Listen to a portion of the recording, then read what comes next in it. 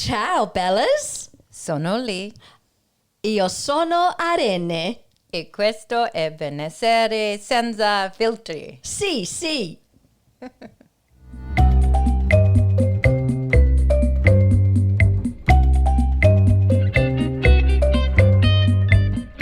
We are so glad that you're here because we have an absolutely sugar-free jam-packed show for you today, and we cannot wait to get into unpacking it. Cannot wait. Big, beautiful episode. Big, beautiful feelings. Well, first things first, Irene, my dear, my co-host, my inspo, my person, how was your week? My week was okay. You know what? It was genuinely lovely. And I think because I stopped trying to make it anything other than what it actually was. What do you mean by that? Oh, I've been in this headspace lately where I'm kind of looking ahead, like this will be better when, or I just need to get through this and then. And this week I just decided I have to stop doing that. I moved around some furniture, I bought some flowers for the kitchen, and I just made a really slow Sunday dinner and just had fun being together. Not standing over the sink? Lee, I don't think you'll ever find me standing over the sink. I do love my home though, and I really love my life. I've been so busy looking for the next version of that I sometimes just forget to live in the moment. Yeah, I know exactly what you mean, and that's making me really emotional, and it's only the intro. I know. Well, as it turns out, it is a very Mediterranean way to live. So perhaps our guest has already gotten into our heads before we've even started. But you know, how was your week? And I'm asking because I actually want to know, not just because it's my turn. Oh, I feel so seen. Thank you. Well, my week was actually pretty full, like full. You know, the kind of week where you get to Sunday and you think, did I eat? Did I sleep? Did I actually do anything that was for me? And did you? I actually did. I went for a really long walk yesterday with Oscar, my dog, and I wasn't even listening to anything. I was just walking along, listening to the sounds of the northern beaches. There was no podcast, no music, nothing. Just me and my thoughts and my dog, and it was lovely. Oh, and were your thoughts in good company? Surprisingly, yes. We've been working on our relationship, actually. Oh, good for you. Good for all of you. All right, then. Should we tell people what we've got today? Because it's going to be a genuinely good one. So in What's Popping today, we are taking you all the way to the beautiful Mediterranean, which, yes, sounds like a holiday, and I kind of wish it were in a way, but it's actually a conversation that we're going to be having with one of my favorite people on the planet, Jane Papalia. She is a qualified naturopath, a clinical nutritionist, and the Bella behind the Mediterranean Naturopath. And today we're going to be talking about the Mediterranean diet, lifestyle, longevity, beauty, the whole glorious picture. It will be a real grande chat. Hence our very Italian-led intro. Because Jane, mia casa, a sia casa. Grazie mille. Okay, so for anyone that didn't know, it means my home is your home. Although it's not really my home. It's Lee's cabin, but same. And of course, we're also doing some women's splaining today, and I spy a new man in the cabin who looks perplexed as to why he's here. But fear not, we'll extract a question from him. We sure will. And you have a rant. Or a rave, I'm not quite sure. Actually, I've got a rave today. Yeah. Something that I've got big feelings about, and I'm super excited to share with everybody. Oh, your openness to sharing your feelings is number 83 of the million reasons that I love you. Let's see what's popping with Jane. Yay. I am super excited about our next guest because she is one of my favorite people. And I say that because we know each other really well. In fact, we studied clinical nutrition together back in the day. We were actually the ones that were kind of in the naughty corner at the back of the class most of the time because we were always laughing. She's honestly the funniest person. You know those people that just make you laugh out loud? So Jane is a qualified naturopath and clinical nutritionist, and as I mentioned, the brains behind the Mediterranean Naturopath, a practice and philosophy that's genuinely changing how people think about food, aging, and well-being. Jane Papalia, welcome to the show. Thank you, Irene. and Lee. It's great to be here. Oh, so we've got so much good stuff to get into. But before we get into the good stuff, I want our listeners to know all about you, who you are, because I know your story is not just a career origin story. It's deeply personal. You grew up with an Italian grandmother at the center of your food world. What did that actually look like? Food was everything. Yeah. In our family, my Sicilian grandmother never talked about wellness or anti-inflammatory diets. She just simply lived it naturally. Yeah. Her kitchen was full of vegetables, olive oil, herbs, legumes, slow-cooked meals. But what I really remember was the feeling around food. Yeah.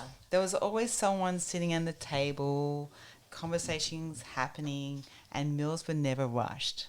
I think looking back now as a clinical nutritionist and naturopath, I realized what she really created wasn't just about nourishment. Yeah. It was about connection, rhythm, culture, and food as medicine, really.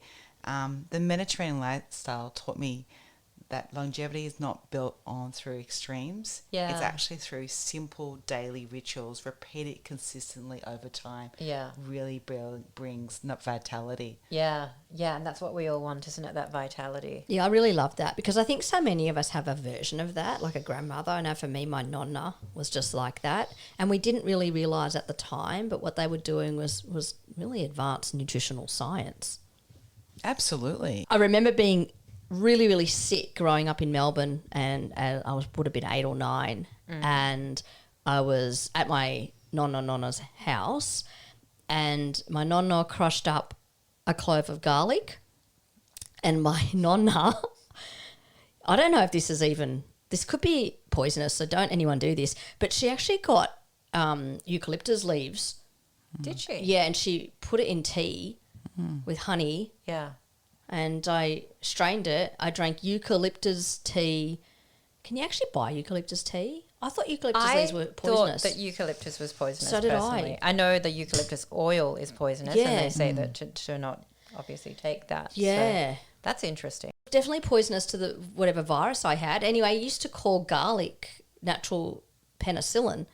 It is. It was the original antibiotic. Yeah, and I remember sweating a lot, but I felt great the next day, and I think that's just an example of, I don't know, for me growing up, in the suburbs of Melbourne in the 80s with Italian parents and grandparents.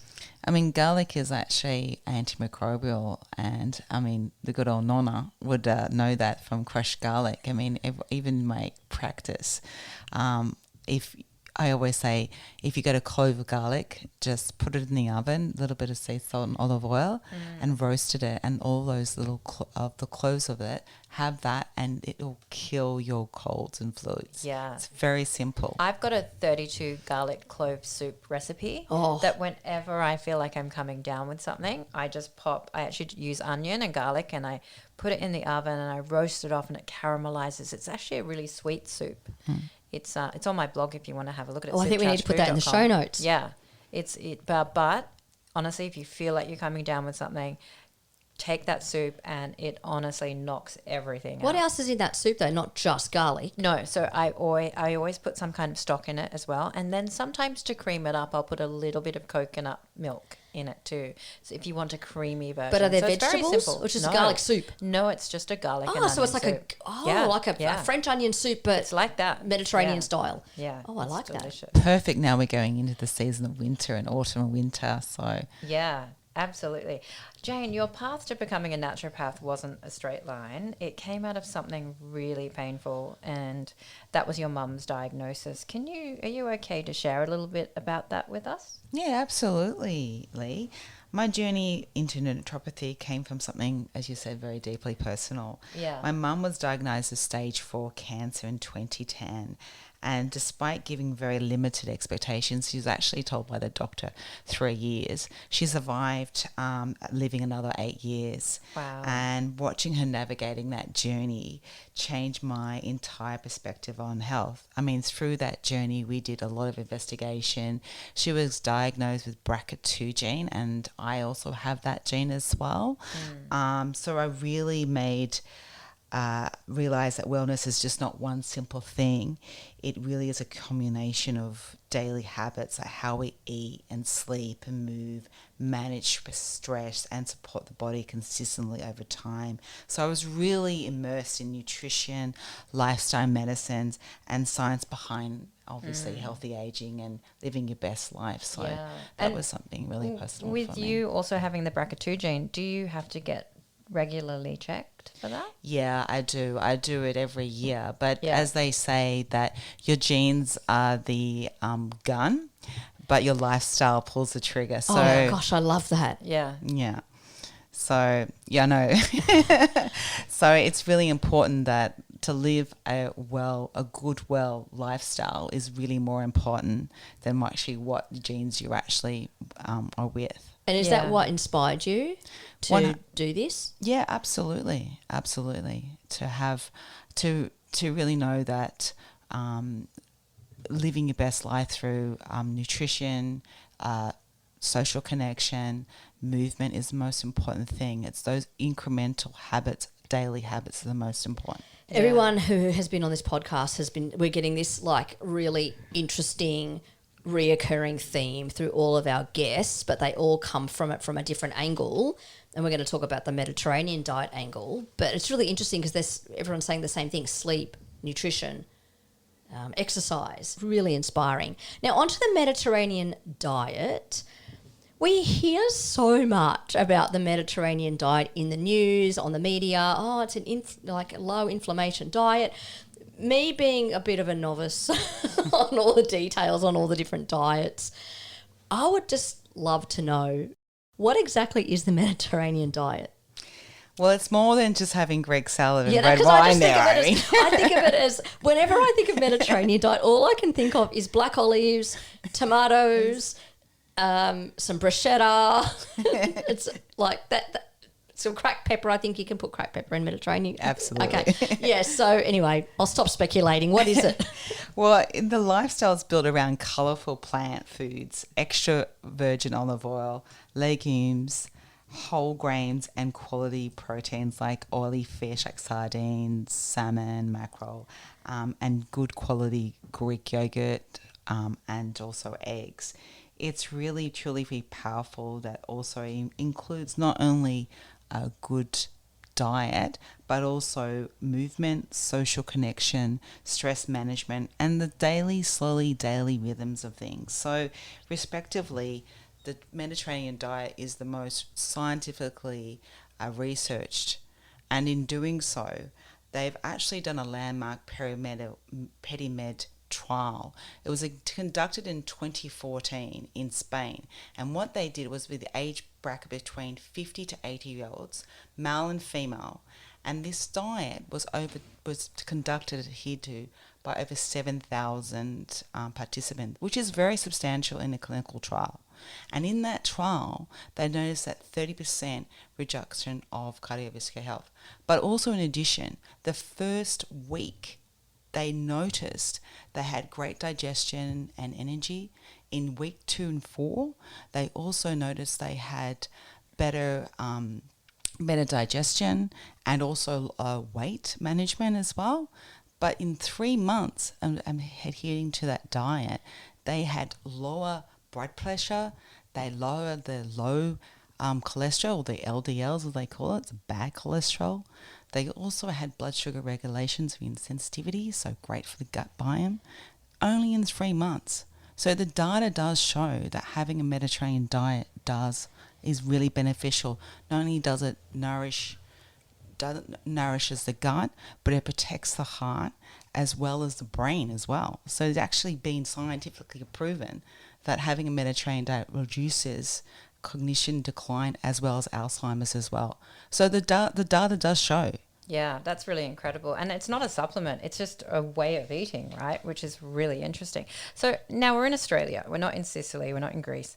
Can we actually eat this way here and eat it well? And how do people in Australia follow the Mediterranean diet? Because I've just noticed 2 things that I want to ask as well on this. You didn't mention 2 meals that are very Italian and very Mediterranean, and that is pasta and pizza. Do they not form part of the Mediterranean diet? Yeah, absolutely. Oh, okay. Yeah, whole grains, very much so. So, with pizza, obviously, you know, the way it's been manufactured or produced, obviously, very clean, whole grain, whole wheats is really important. And with the pasta as well, like how it's been produced. I know that in Italy, their soils are very good with selenium in it, so that helps with better. It's actually very much easier on the gut. So I think these days we've got people with sensitivities with maybe if they maybe have issues with bloating or they might have IBS. They're actually great alternatives like legume pasta as well, which is a really, really great. Yeah, but I heard as you well. can go to Italy if you've got gluten intolerance and have a pizza there Yeah. and it's fine. And That's you don't, what I was going to say. Right, yeah. And that's the reason why, because there's selenium in the soil in it. Yeah, so there's more minerals in the soil, like selenium within the soil. So they're more mineral rich. So, yeah, you're not just getting empty carbs, right? When you're eating a pizza, you're getting more mineral rich foods, right? That's correct, yeah. And is I that guess something you can also- add? Beg your pardon? Because that's something you can actually, can you get, what is it, selenium? Selenium, yeah. Can you add selenium to your, sprinkle that on your Pizza Hut pizza and get the benefits? What you probably could do, Irene, is go to a really good Italian deli. I've got a few good ones that I know around my area, and go and they can actually, anything that's produced in Italy is probably good. You can get it actually from the supermarkets. Oh, as so well. you could just buy pasta or a pizza Yeah. base that's actually imported. Yeah, like as in imported like pasta. I also think, like with being in Australia, we have a really good climate as well, and it's similar to the Mediterranean climate in a way, don't you think? And so we also eat quite seasonally here, which is a big part of the Mediterranean diet and the food culture. Yeah, so I feel like we do have the opportunity to take advantage of the autumn bounty of, you know, pumpkin and broccoli and all the good foods, and yeah, it kind of maps really beautifully into the Mediterranean principles, right? Absolutely. I mean, basically, the Mediterranean principles is really consuming the abundance around the produce of the seasons. So now we're going into autumn, as you mentioned, where you've got pumpkin, beetroot, broccoli, figs, pears, pomegranates. I don't know if you've gone to the local fruit markets, but Yeah. you see all those array of it. And we're so lucky and we're so rich that we actually have access to great fresh seafood as well as seasonal produce as well. So we're very lucky that. So you don't have to be in Italy Yeah. or in Greece to experience that. You can get it right here in Australia. And what sort of dishes, I know you've got recipes on your website, the Mediterranean Naturopath. What are the dishes and foods that you think really define the Mediterranean table? The ones that, you know, if you're going to start somewhere, if you're not across the Mediterranean diet, you want to start somewhere, what is easy and simple for people who are listening to create at home?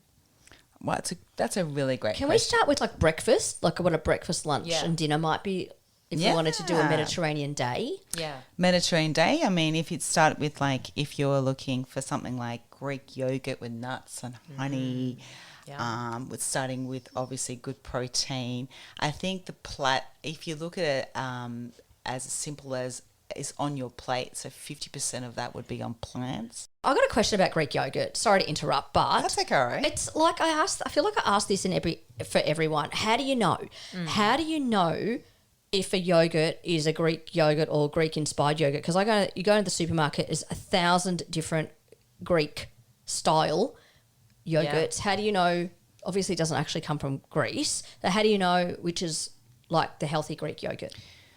The most simple way of looking at that, if you have less than 5 ingredients in the yogurt, it's Greek yogurt. So what does that mean? That means like it's got milk, it's got acidophilus, and then that's simple as that. If it's got any more fillers or any more other ingredients, it's not Greek yogurt. Simple. And you need to have that. I can't pronounce it, but you need to have Acidophilus. You need to have the acidophilus I mean, in it. that's good. That's good bacteria that's in the yogurt. That's going to help Yeah. proliferate your microbiome. How about brands? There's a brand that's got the Greek blue symbol. Yeah, that's thing. the one. I think that's the one I get. Eva. Is Yeah. it the Eva? Okay. That's the one I get. Can That's we a good add to the one. show notes? We'll do a thing on yogurts. You need Yeah, to yeah. go. Lee, I'll you need go to to do it. Coles. Oh, yeah. Go to You Coles. know how I do my Yeah, Instagram do your ranking. videos Yes. on Lee Supercharged? I can Yes. definitely, yeah. Like anything that's got fruit in it, it's natural. It's got nothing like fruit additives or anything like that in it. So you've got your yogurt, you've got your berries, You got your berries, nuts. you got your nuts, you got a little bit of honey. It's got really good protein. It's got the berries with the polyphenols, was really anti-inflammatory. Yeah, really good love vitamin that. C as What well. about lunch? Is it bruschetta? Is it pizza? Pasta? No, Irene. It's predominantly made full of green leafy vegetables and legumes. Like, think of like something, now we're in autumn. So things such as lentil soups, minestrone. You would have had minestrone soup. I love minestrone. Yeah, roasted vegetables with olive oil, or chickpeas. Got really good protein. Chickpeas got really good protein in it. Stews. So that's something that you would have. How about I love these. You can get them from Harris Farm. They're, how do you say it? They're the vine leaves. Oh, yeah. Dolmades? Yeah. They're good. They're They're good. excellent. The ones from Harris Farm in the Yeah. can, they come from Italy or Greece. Yeah. Probably Greece. Yeah. They're done Oh, my gosh. They are amazing. So are they healthy? Yeah, absolutely. They've got the olive oil. You could sprinkle some feta on top, right? What? How do you know? With feta, I saw on TikTok that there's two types of feta. There's one feta with 2 T's and one with 1 T, and one of them isn't real feta. Okay, so the one with 1 T is the traditional Greek cheese name. The one with 2 T's, it's a common Australian spelling for a similar cheese, which is white brine cheese made with cow's milk or mixed milk sometimes. Because it's got to be goats, right? If you're looking for real feta, it's FETA, 1 T. Just remember that, 1 T for feta. That's the real deal. How? You know? I did not know that, being Mediterranean descent myself. Did you know that? How do you know that? That's tricky. Some of these supermarkets, they're doing some really tricky things. So feta's got to be.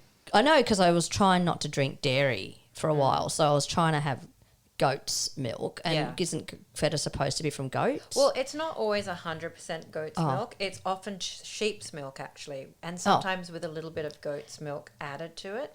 There are different versions of it. I think usually if it's mostly made from sheep's milk, it can include up to about 30% goat. Okay, and is there a good brand then of feta? Because we want to get the one with the 1 T, don't we? If we're doing the Mediterranean diet, we don't want the Aussie version. Yeah. No. We want to look for traditional kind of looking ones. So, there's brands like Athenos, President, Olympus, those kind of words, like very Mediterranean words. Kind of look for those. Okay. If you're looking for, I'm not going to say an Australian brand, but an Australian brand, and then you look at it and it's just Craft feta with 2 T's. Exactly, with 2 T's.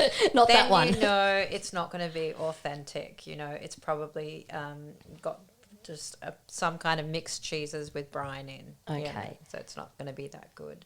Now, are there any snacks? We'll go on to dinner in a minute, but are there any kind of snacks in the Mediterranean diet? Do they believe in snacking, or is it just... Well, those vine really, leaves would make really a nice good? snack. They would make a beautiful snack. They would indeed. Yeah. Like, I think really they do have free meals, but if they are looking for snacks, things like of great nuts, like the almonds or walnuts, Grapes. grapes. The purple grapes are yummy, aren't they? Yeah. Great love food. those. Yeah, Rich really in good, result. full of fibre. And how about dinner? I mean, obviously, when you think about the Mediterranean diet and dinner, I envisage a table, a family sitting around a table together, and there's lots of beautiful, Lots of shared plates. I know plates, for me we had shared, but I don't know. Like, we would have growing up, apart from everything was pasta. Yeah. We would have lots of soups. We would have lots of bean soups. We would have lots of prosciutto, parmesan, cheese. Probably all naughty stuff, isn't it? No, Parmesan cheese is actually pretty good, actually. I don't think the mortadella was very healthy. I think that's a highly processed It's highly food. Yes, that would be. Yeah. So, what about dinner, Jane? What are we thinking? Oily fish like salmon, yes. mackerel, sardines, even anchovies. I know you talked about pizza.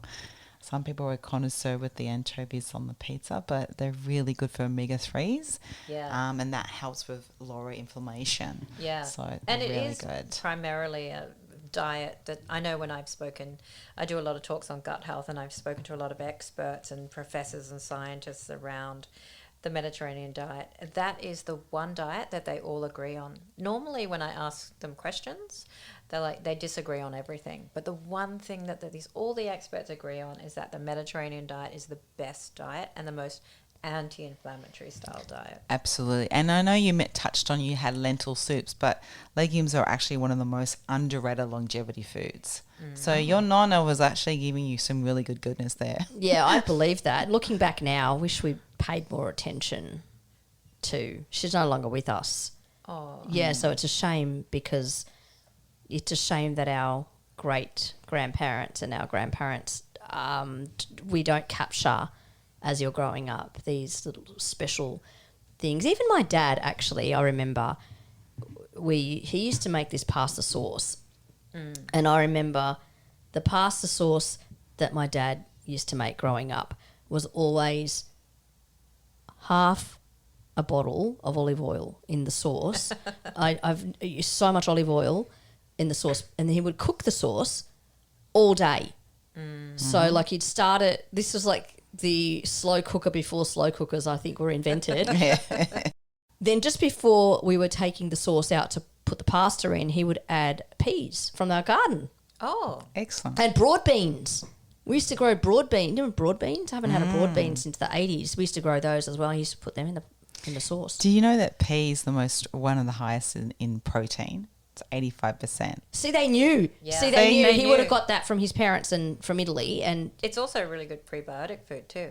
So just all of these natural foods, like, and plus being, Italian and living in Melbourne and the market gardens. Did he have a garden? we had our own at the front, Yeah, at the front of the house. Yeah, and then that's what we would do, the market shopping. We'd just go to each other's front lawn and pick what we wanted. I love that. The good old garden, like the vegetable garden. Now it's in vogue.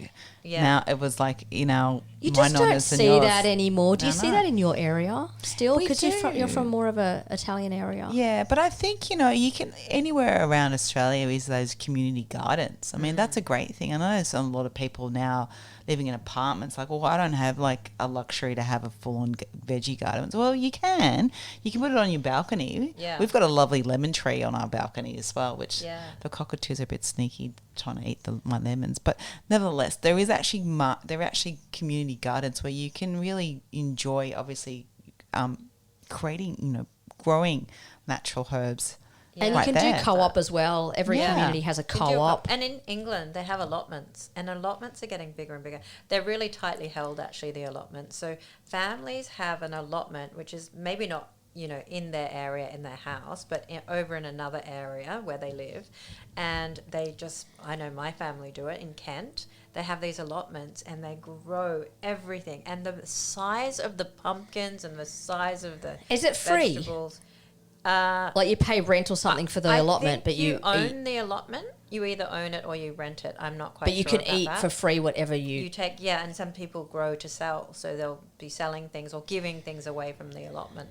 But they spend hours and hours. My relatives in the allotments, they love it. Oh, I love that. Yeah, And some people have chickens two too. allotments. Because Yeah. you said eggs. We used Yeah. to have chickens when I was growing up in Melbourne as well. And we used to have fresh eggs. That's very Mediterranean, isn't it? Very much so. Yeah. I mean, I don't know if we can get chickens in the We do need the chickens. in We just need the the eggs. uniblocks, but anyway, but we can certainly have them. Obviously, they're going to be somewhere around in the farms and whatnot. Yeah. So I haven't seen any on the beaches here. Any Yeah. chicken except for Do you the know bush what? turkeys. I have to say, we got the bush turkey. Yeah, last week I was actually thinking about getting some chicken. Yeah, I think that would Yeah. be great here. It would be Yeah, good. it'd be wouldn't it? Yeah, excellent. they're I've the been most thinking about it. beautiful little creatures. Yeah, because I went to this meditation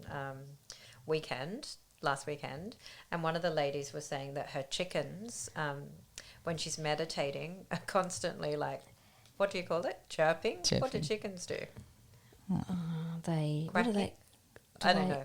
I know. Chickens. Was there a rooster around there as well? Or not? No, it was just like the I know what female roosters do. chickens. No, you know, Cindy Lucan used to always have chickens. Did she? Yeah, so that's what inspires me to get chickens. Yeah. I ended up getting chickens actually at one point after visiting her. But So her you've chickens had were. chickens? I've had chickens. Yes, I went to Cindy Lucan's house and her. Yeah. Oh my gosh, you want to talk about food? Like Yeah. everything, like even her Homegrown. cosmetics that she makes. Everything's Yeah. made from pretty much a garden. Yeah. And yeah, she had these chickens, and they were the most well-trained, well-behaved, and they were these beautiful Were they chickens. Rhode Island Reds? They were, yes, they were. They were red. That's what I want to get. And they were beautiful anyway, and then she cooked, obviously, an omelette from the chooks.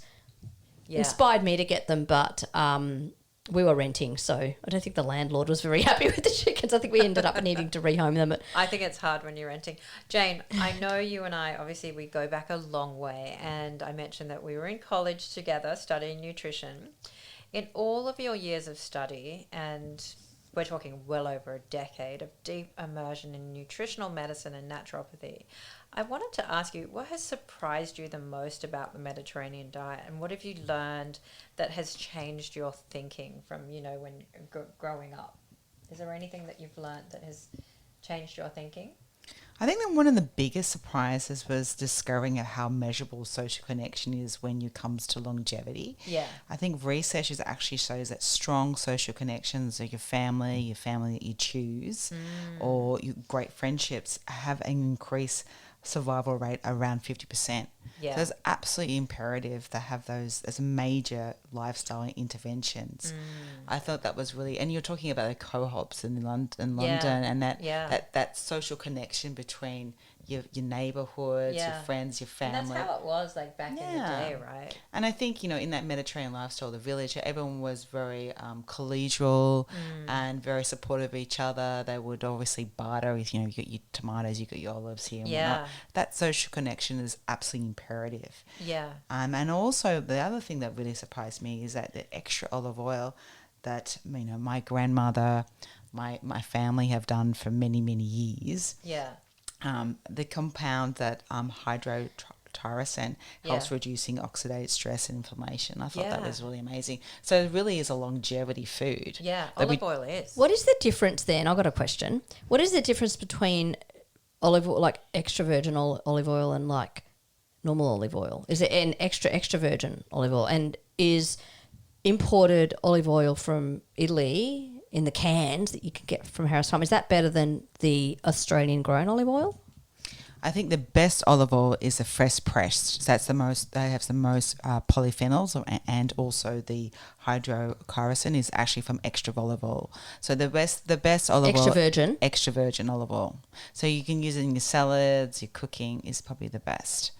And also when you're thinking about, obviously you know all of this, but talking about extra virgin olive oil, this is made by mechanical pressing only. There's no chemicals, there's no heat.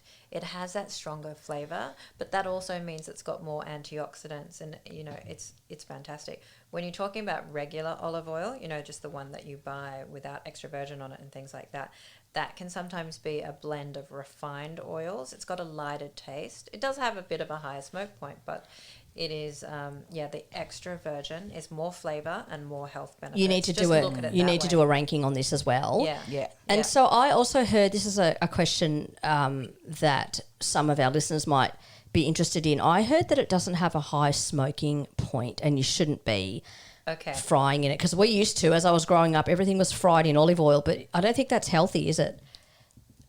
Frying in olive oil. Yeah. Well, this is really interesting, I think, and I've only recently, probably in the last year, found out. In the beginning, it was like olive oil, cook with it, use it on everything. And then remember about 5 years ago when it was like, oh no, it's got a really low smoke point. Yeah, you've got to use coconut oil. You've got to use coconut oil. They've reversed all that research now. It's all back to, yes, we can cook. Oh, you can? Oh, good, because I was wondering, why am I still alive? Because I used to deep fry and cook everything in olive oil. Yeah. So it's fine to do. I use olive oil to cook, but I just do it at a lower, sort of a medium sort of temperature. Well, just to cook anyway, your food that way. Like, right? can you cook a steak? Absolutely. Can you cook a steak in olive oil? Yeah, absolutely. Yeah, that's what I've been doing. You know what I do? I put my steak in the air fryer with nothing. All right. Well, when you find me a good air fryer, it is so good. I cannot even begin to tell you how good it is. Yeah, I threw mine away. 280 degrees for about 11 minutes. Yeah. It is the perfect. But my air fryer is made of glass. Yeah, that's why I threw mine away, because it was not good. So You've got a glass yeah, one the too. glass one. You can't find them anywhere. I've spoken about this before. David Jones laughed at me. No, you Like, you It's called can't. Healthy Choice. It's on Amazon, actually. Amazon is the way to go. I think I I love it. need to sell them. Maybe I need to sell some healthy Yes. air fryers. Actually, that's a really good That's a idea. good idea, Do you yeah. know when I did my recent post on my 2-ingredient bread? Yes, Which yes, is yogurt yes. and flour. I did that in the air fryer, and the most questions that I got were, Was what air where fryer? did you get your air Yeah, because fryer you from? can't because there's 1,000 air fryers and they're all made out of Teflon. Think I know. making your own. Yeah. Your own air fryer. No, like you go into the science in there. I'm not that clever. My homemade made air fryer for my steak is currently my barbecue. I think this is the thing that gets me every time. It is a pattern, isn't it? It's not a prescription. It's not take this pill, live like this, or Irene's doing her stacks and, you know, the wellness bros are in there. This is a pattern. And I also love that the gut health piece is super fascinating as well. You know, this diversity of plant foods, the fiber, the fermented foods. You're essentially feeding your microbiome an extraordinarily rich and varied diet, don't you think? Absolutely. The Mediterranean pattern naturally creates incredible plant diversity. And diversity is the most important thing for a healthy microbiome. Yeah. So think like legumes, vegetables, herbs, olive oils you mentioned before. Yeah. Fermented foods like the Greek yogurt, we talked before about it. Yeah. And all nourishing, beneficial for gut bacteria. Yeah. What many people don't realize is that the gut influences immunity, inflammation, mood hormones, and even brain health. As we all know that 90% of the serotonin is made in the gut. Yeah. So when we support the microbiome through Mediterranean eating, we support resilience throughout the entire body. Yeah, no, I totally agree with that. You did mention herbs. Let's talk about herbs because this is where the naturopath in you really shines through. Can you tell me what are the most special and the most potent Mediterranean herbs that we should be using more of, and why is that? Thanks for asking that one, Lee. Oregano, rosemary, thyme, sage, fennel, and lemon balm are all incredible, powerful herbs. So oregano is the most highest antioxidant herb we know. And rosemary is associated with cognition support and circulation. That's why they use it on the Remembrance Day is rosemary. Oh, okay. That's why. That's because to remember. And sage supports cognition and hormonal health. So all those perimenopausal or menopausal women, sage is great for hot flushes. Sage tea, right? Sage tea. Yeah. Yeah. And herbs like fennel and lemon balm are beautiful for digestion and calming the nervous system. Yeah. So, you know. And all of these are just sitting in your supermarket. We don't need a dispensary for these. Or These our are just- garden. Yeah, Could or just your grow. garden. Can grow most of those. I actually sell these little kits that you can put on your windowsill. Oh, really? Yeah, and you can like plant little herbs and stuff if you don't have a garden. I've got another question though.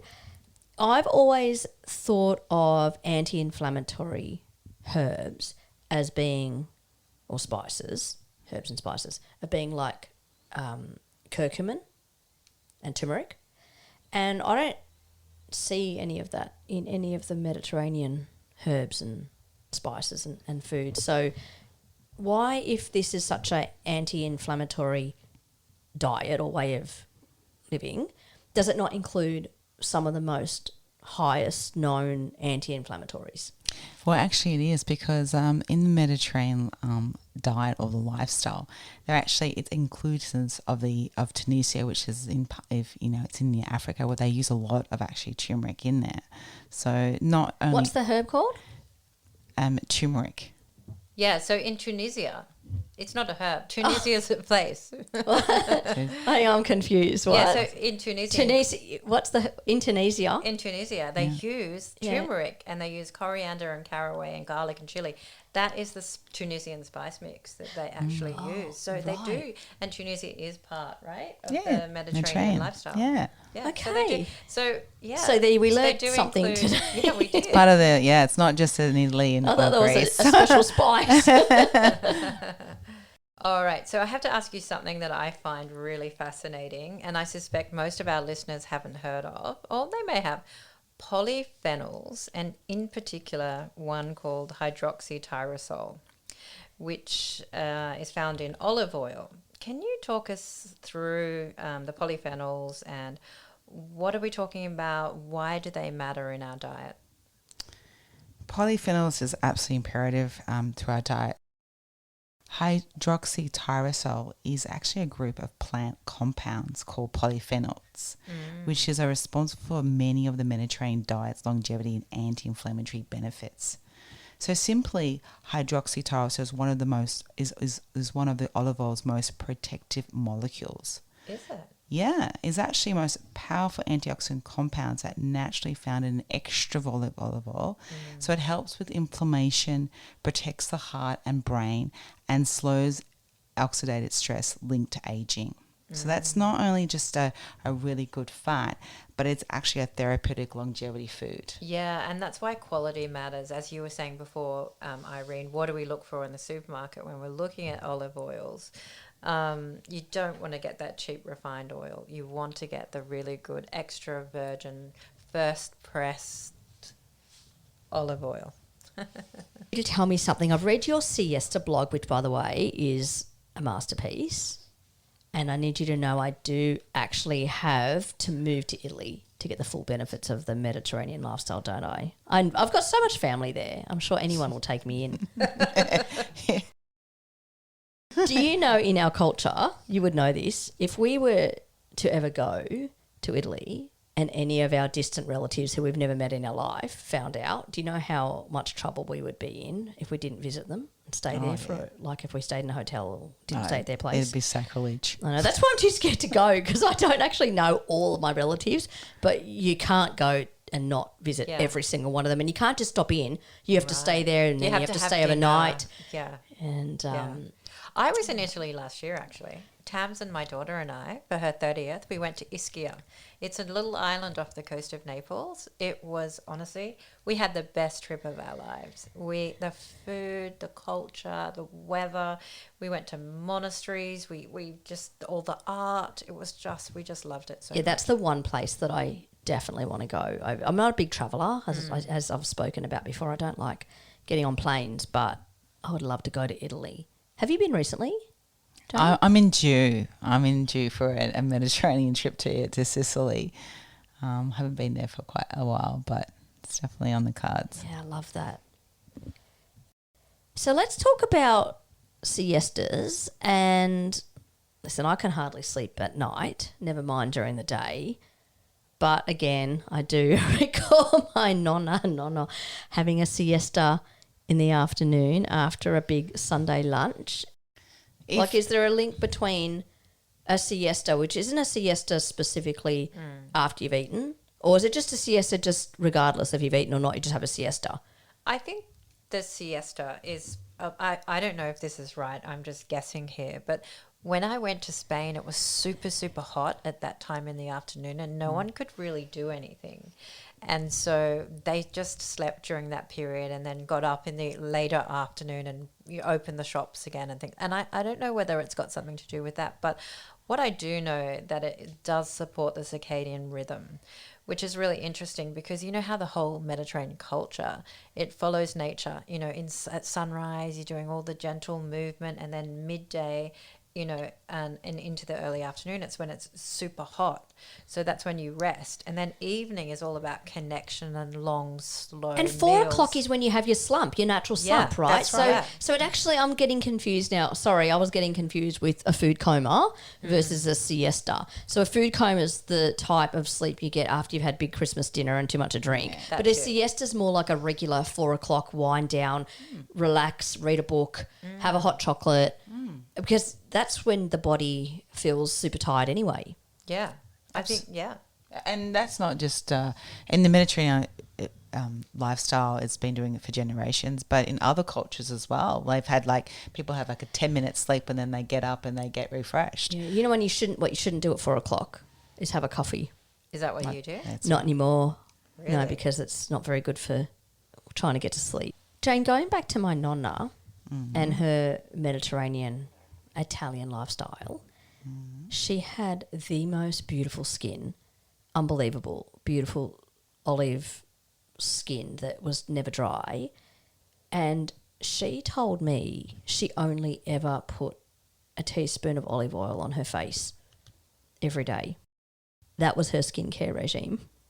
Is there anything to that? I think there is. I don't want my listeners to hear that, by the way. I still want them to buy all of my 10-step cleansing and moisturising program, of course. 25-step program. My 25, exactly. I buy all the products. But really, can you just put olive oil on your face? That just seems to me like it would be, I don't do that. It seems to me that it would be a bit thick. Well, I mean, you probably could put a little bit on it, but I think it's more to do with supporting aging is from the inside out. It's just not just... She's just eating it, isn't she? It's like for extra olive... She's probably having it, every day, extra olive oil, but eating it, like cooking with it, using it, vegetables, also having it, for beauty, it's omega-3 rich foods, reducing that inflammation and oxidative stress, which is one of the major drivers for skin aging. So I know she would probably put it on her face. And her hair, face. But it's actually for eating it from inside out, so that's probably why. That was just probably the cherry on top. It's probably cheaper back then as well. I think olive oil is super expensive now. Yeah, so I think it's not so much a face cream, it's a lifestyle, isn't it? I think so too. Yeah. Yeah. And colourful plants, with keratin in it that really supports skin glow and protection.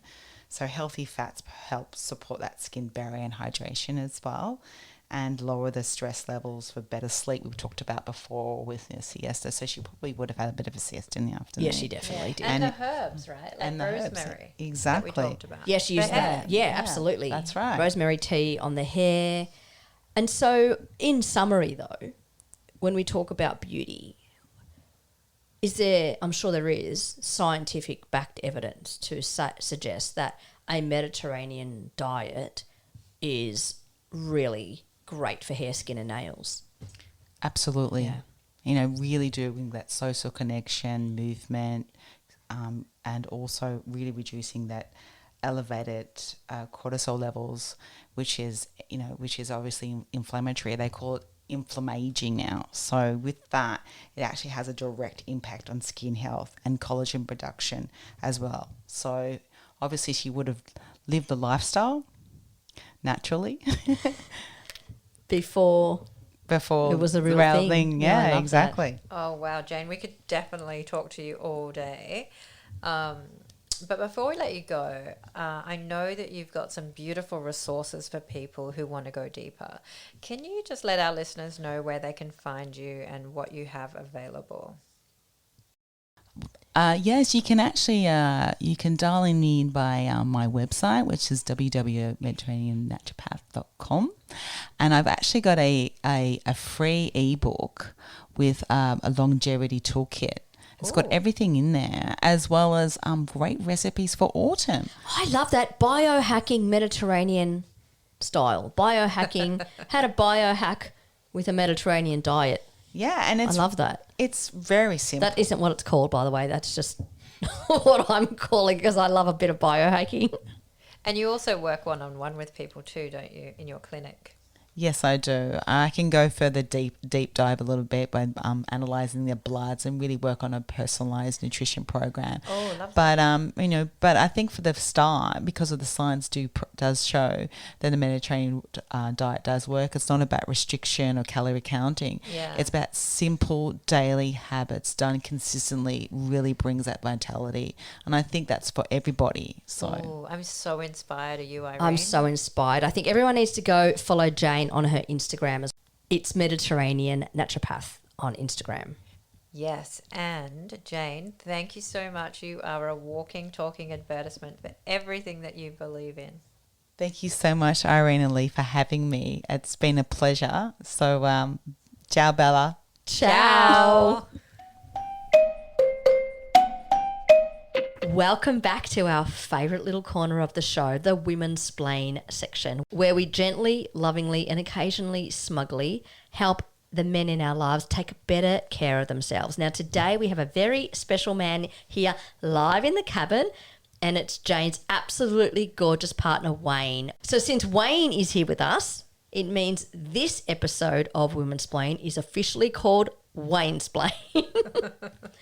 Wayne, we've heard you have a question for us. What have you got? Oh, thanks, guys. Thanks so much. A little bit of background to me. I'm approaching my midlife, I guess, at 55, and I've noticed a couple of subtle changes, and wanted to ask a few questions. Maybe you could help me out. One of the things I've noticed though is occasionally I'm getting a bit of reflux, and I must admit it's new to me. In addition to that, occasionally I'll have a meal and I'll feel quite heavy after it. I'm not saying it's like a food coma type heaviness at all. It's just a heaviness, and I feel like, wow, that's so unusual. I don't remember ever having anything like that before. Well, Wayne, I love that you asked this question because the digestive stuff is one of those things that men just usually quietly suffer through, to be honest. And they think it's just getting older, but, they then pour themselves another beer and push through. So is it okay for me to ask you just a couple of things to dive in a little bit deeper? Are you a fast eater? That's a relative question. I can remember in my military days, I'd have a time constrained eating window, and I had some friends that really ate fast. I'm nowhere near that now. I'm actually quite relaxed, but I will say it's a relative thing. And in reference to Jane, I'm much faster. So take that for what it's worth. And what about, are you eating fairly close to when you go to bed, like within 2 or 3 hours? Oh, definitely. All right. And what time do you go to bed? Well, I'm embarrassed to say, so I'm going to exaggerate a little bit. I'm going to put it at about 9:30. How's that? Oh, really? Oh, that's quite early. And do you have... I'm glad I didn't say the truth then. Do you have like any alcohol, glass of wine with dinner? Yeah, I'll have to admit to that, yes. Yeah, okay. Well, I've got some good news and mildly, possibly inconvenient news for you. All right, the good news is that nothing that you described sounds alarming, which is good. What you're probably experiencing is extremely common in men, especially in midlife, and I want to talk you through about what is happening. As we age, and this goes for everyone, not just men, but men often ignore it the most, things definitely shift in your digestive system. The stomach takes a little longer to empty. You have this valve at the top of your tummy, which is supposed to keep acid down. But over time, it gets more relaxed. And then you've got your digestive enzymes, these little workers that break down your food, they become less efficient as well. So the same meal that you're eating as a 35-year-old and you handled as a 35-year-old without blinking is now a much bigger ask for your body. So what you're saying then is I should act my age? Yes, I like that actually. Yeah, so here's what I would suggest to you. I just want to give you some practical, not dramatic changes. One of the first things when you're having something like reflux, like you mentioned, is to slow down when you eat. So what you can do is between bites, you can just put your fork down and take a little bit of time. I know it sounds a bit ridiculous, but it genuinely does work because your brain needs about 20 minutes to register that you're full. So if you're eating really quickly, you're not going to register that you're full, and you're going to go past that point of comfortable fullness before your body has even flagged it. And then secondly, and this one is you're not going to love, I don't think, try eating your last meal at least 3 hours before you lie down. So that would be around 6, starting at 6 and finishing at 6:30, because if you do have reflux, it is significantly worse when your tummy is still processing, and then you go horizontal, and gravity is definitely your friend in these situations. So I would use it. Yeah, basically, Wayne, that means no more 8 p.m. pasta and then immediately going to lie down to watch TV on the couch. Also, the third thing... Gee, Lee, you're no fun. I know. It's my favourite thing to do. Is it? Yeah. Yeah. Well, I've got another thing as well, and that is portion size.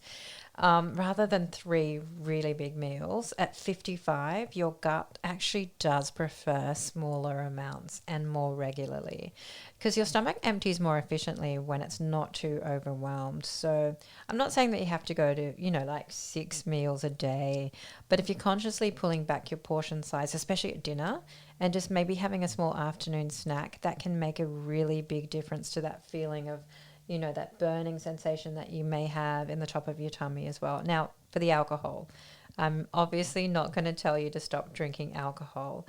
But what alcohol actually does is, remember that valve I was talking about, the one that's supposed to keep acid from creeping back up? The alcohol relaxes that further. So if you're having that drink in the evening, the correlation is actually pretty clear. Okay. Oh, well, thanks for that. That's good.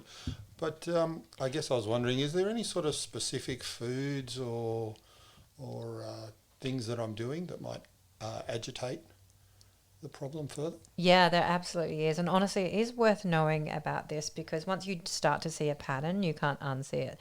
So some of the big ones that I see in my clinic with a lot of my clients are fatty and fried foods. They're one of the worst things, like fast food. You know, the meats that you get, the steaks that are heavily marbled, anything greasy, they can linger in your stomach for a longer period of time. That sort of increases that pressure and weakens that valve even further. Another thing is acidic foods. So things like citrus fruits, tomato-based sauces, ketchup, if you're having those, they can directly irritate the esophagus on the way through, not just because of the acid in your stomach produces, but because of their own acidity, which is kind of adding to it as well. And there's one more thing that I don't know if you're going to like this or not, but caffeine is in the same camp as alcohol. So if you're having energy drinks or coffee, they're going to actually stimulate that acid production and relax that valve even further. And I've got some others that might surprise you. They surprise a lot of people, actually. One of them is chocolate. And because chocolate has fat, caffeine, and cocoa all in one, it's kind of a really big one. And the other one is peppermint or spearmint. Peppermint or spearmint actually relax that valve even further too. So the after dinner mint is definitely out. I feel personally attacked by this mint thing and the chocolate. Actually, Yeah, I know. well. They're the ones that you would be surprised by, right? Yeah, because Mint. why is it called after dinner mint then? Yeah, and also peppermint tea is supposed to relax the tummy. And you're brushing your teeth before bed with peppermint toothpaste. Yeah, but the thing is, if you do have acid reflux, the peppermint can definitely relax that valve. And that means at the top of your tummy where you have that valve, the acid is coming back up. And that's why sometimes, do you get like burpee or anything like that? Yeah, definitely. Yeah. It's Yeah. more like a subtle burn, I'll say, too, Yeah. as well. It's very uncomfortable. You get the burn in your chest as well. Yeah. Yeah, I know what you mean. I've got a couple more before we finish. Onions and garlic, which I know are in so many things. They can be bloating and irritation triggers as well for a lot of reflux sufferers, and also carbonated drinks. So even if you're having like a sparkling water at dinner, those bubbles are going to be expanding your tummy and creating some internal pressure that can force that valve open. Yeah. So basically my entire Friday night, because I think I'm hitting all of those targets, to be honest. Yeah, right. Well, that's definitely going to help. Even if you kind of cut down on a few of them, that's definitely going to help. Look, I'm not saying never. I'm just saying if you have a rough night, just maybe retrace your steps, think about some of the obvious ones, and maybe just, think about what you're eating, cut down for a little bit and see the things that really bring it on. Also, some of the things that are on your side are things like fiber and water. They can really help keeping your hydration going, keeping everything flowing. If you're underhydrated, which a lot of people are underhydrated, it can really make things worse. And obviously, if you do have more symptoms and they're persistent, you do want to be, going to your doctor and checking it out a little bit further. Well, thank you very much for that. That was very enlightful. Thank you. I'll give it a go. Hopefully, fingers crossed, get some results. Which brings us full circle to the entire premise of this segment. Actually, Wayne, I want to give you a gold star for actually asking that question. That puts you above and in front of about 80% of men in your age group. He's good, isn't he? He is wonderful. Wayne, thank you so much for being our Wayne Splain guinea pig. You've done maledom proud. And to everyone listening, if there is a Wayne in your life, send him our way. Gently and lovingly, we will look after him. Well, that's our Women's Splain segment for today. Look after your guts, slow down at dinner, and if you need to, see a doctor.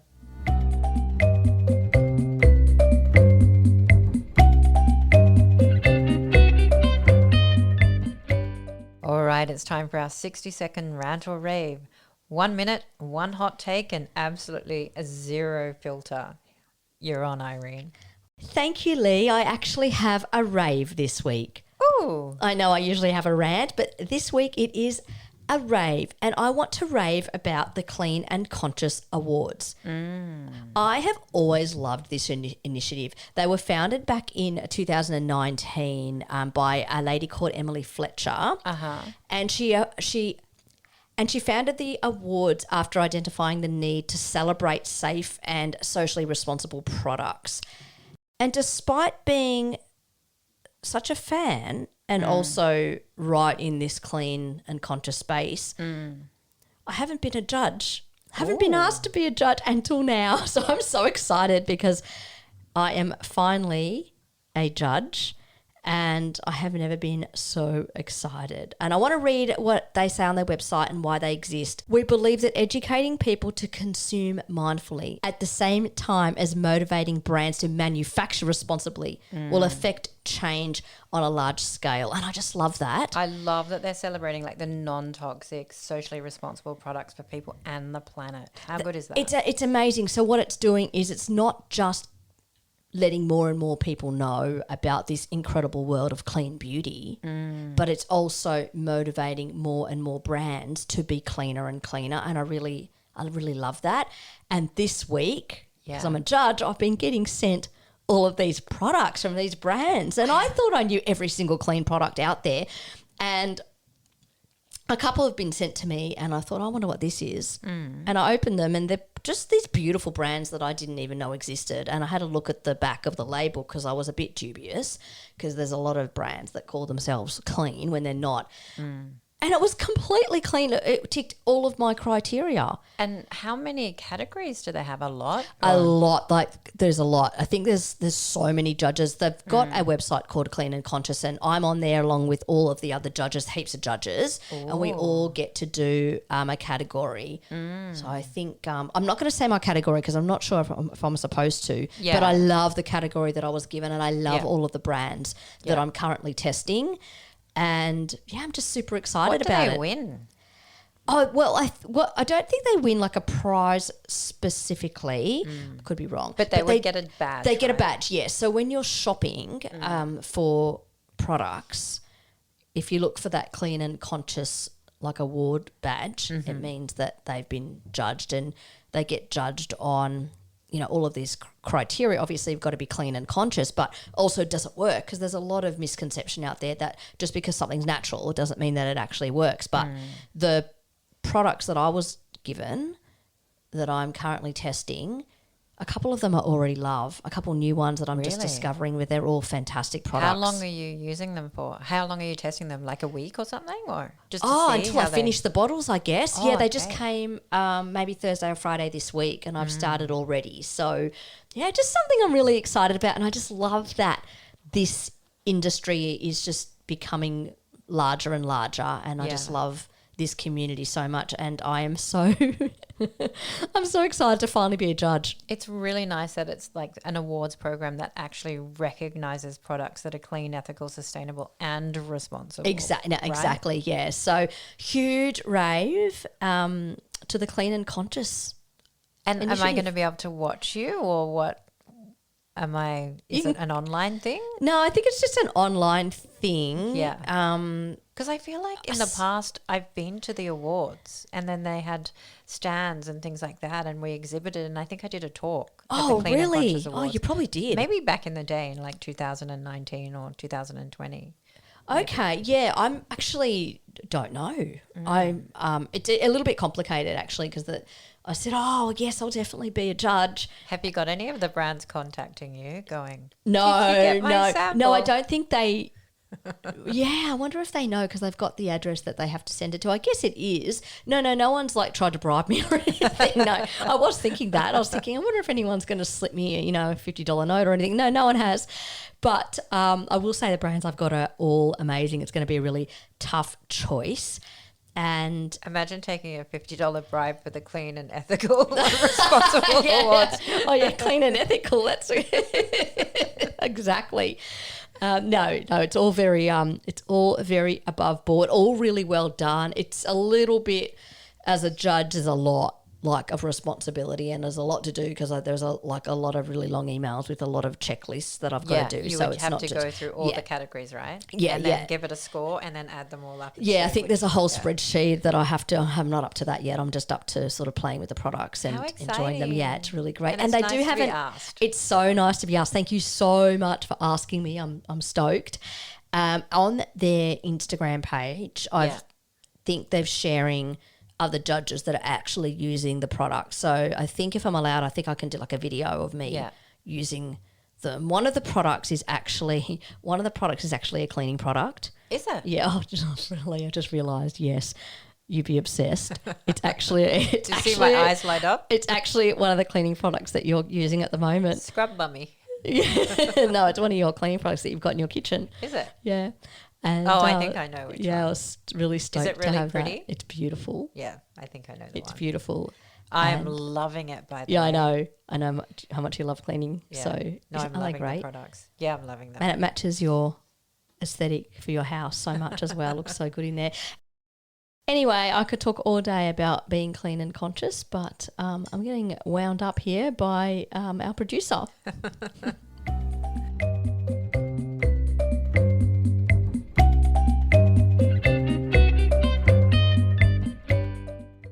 And now it is time for Lee to sign us off with an Italian classic.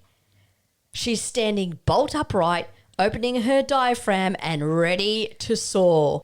Yeah, it's a little echoey in here, and I haven't really warmed up at all, and I honestly I don't know a lick of Italian, but the show must go on. Here goes nothing. Time to say goodbye. I see, can